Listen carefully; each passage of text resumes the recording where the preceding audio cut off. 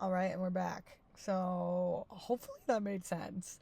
I'll explain my kind of visual representation now. So this is my little bridge. Look at my bridge. Hopefully you're looking at my bridge. It's my little praxis map.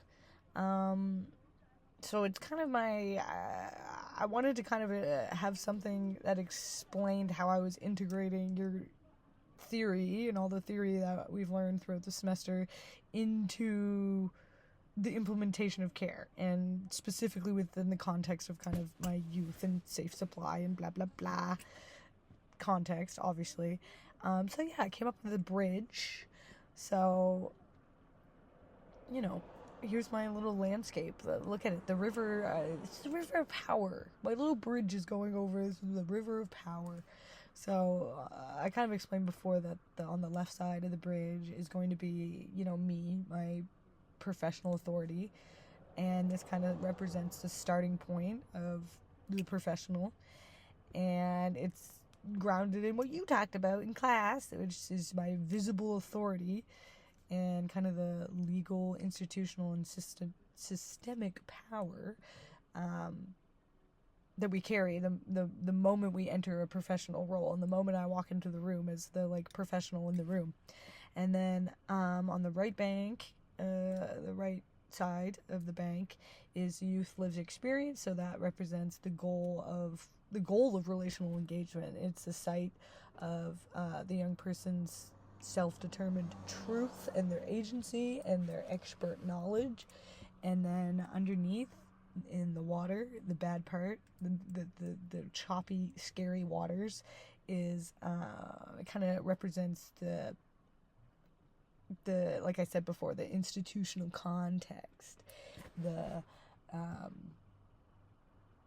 the rules of the game to the man, the schedules, the protocols, the surveillance, the funding, the this and the that, all that horrible stuff that often, creates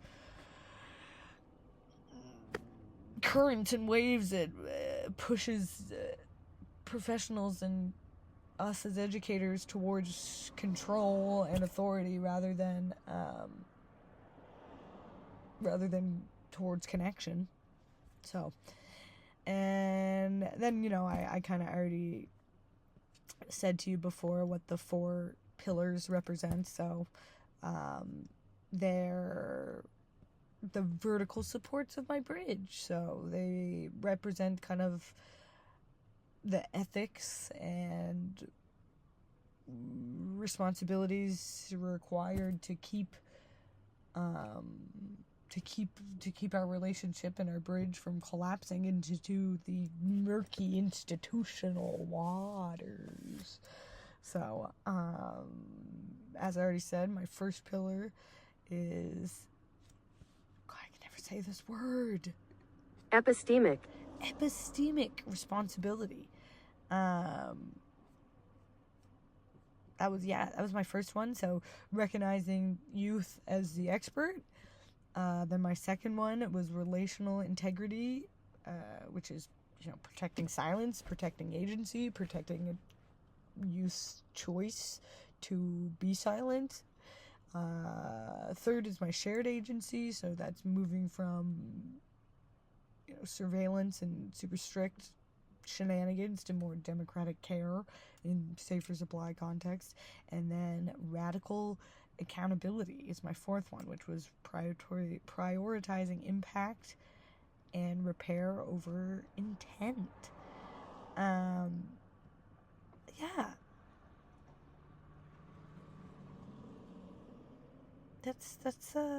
That's it. So yeah. So the first pillar, I just said, it kind of challenges the professional monopolies on truth. Then the second one is kind of governing how we interpret behavior, and it kind of tries to reframe compliance as a secondary goal, prioritizing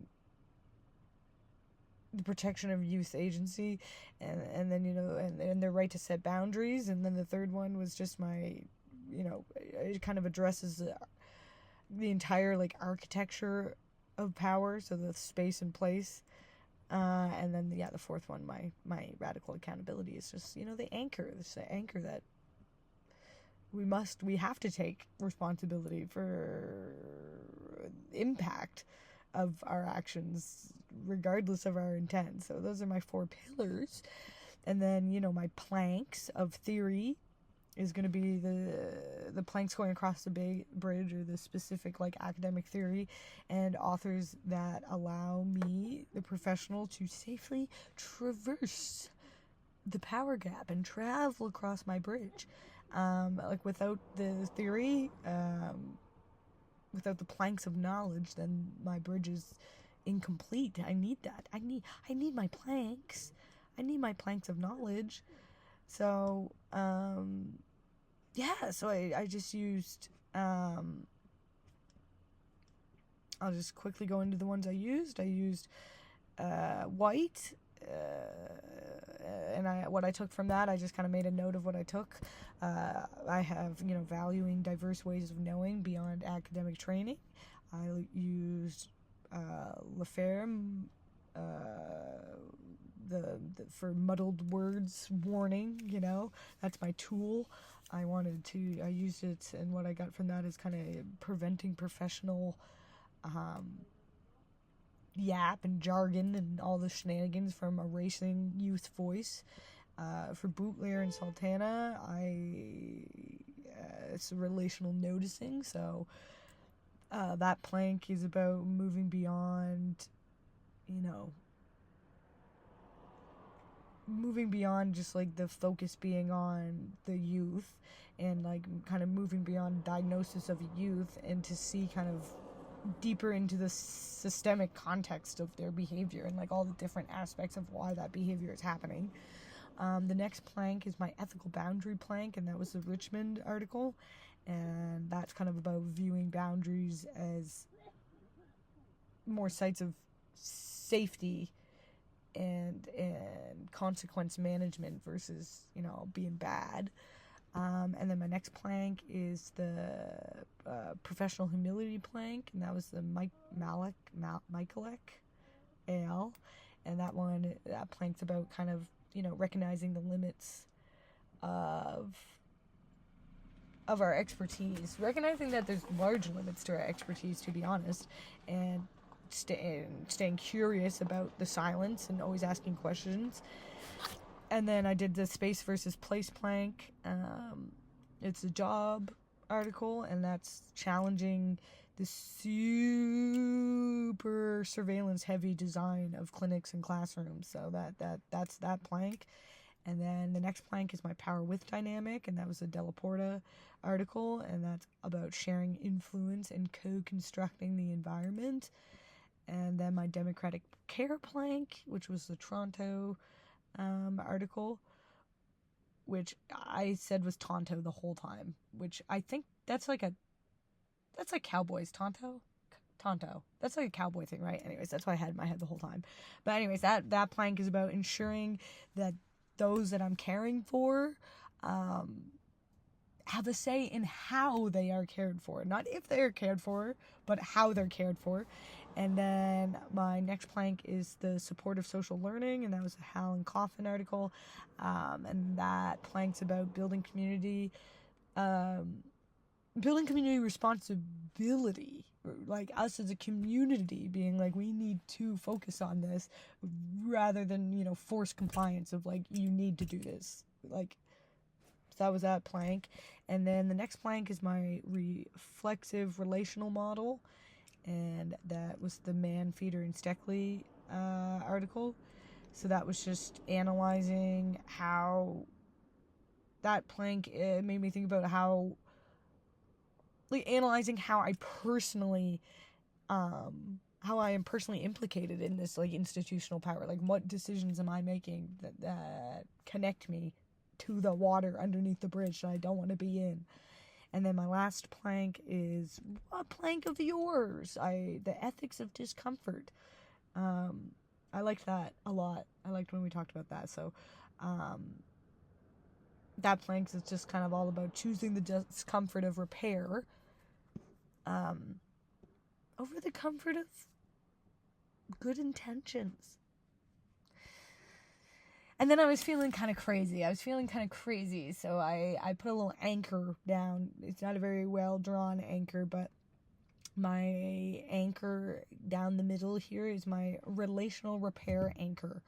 So, it represents the hopeful ethical outcome. So it's in the drop from the middle of the bridge and into the murky, dark, choppy institutional water, to ensure that the relationship in the bridge remains steady, even when these systems are rigid and bumping around. So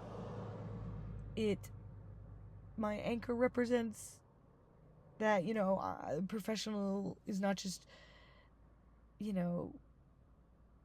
performing a service for this kid. I'm not just doing my job, but they're committed to complete conflict transformation and just a deep transformation. So my anchor is just it anchors everything to the ground, and it proves that the connection, this connection that the anchor is connecting this bridge together to the ground, the connection and not compliance is the ultimate goal of my work. So yeah, that's my little bridge. I hope those explanations made sense. I really, really do. I did a lot of looking through the articles and pulling out my own meaning and what I thought they meant, and obviously taking what they literally meant and applying it to my interests and in safer supply context, as I usually be doing. And then I'm gonna just put a little aside on the back of my visual that kind of just shows you where I connected all the theory. I know I explained it, but I want to go a little bit deeper into it. But yeah, hopefully the visual explains it as well, and everything looks good and is great. Okay, bye. Maybe bye. Okay, bye.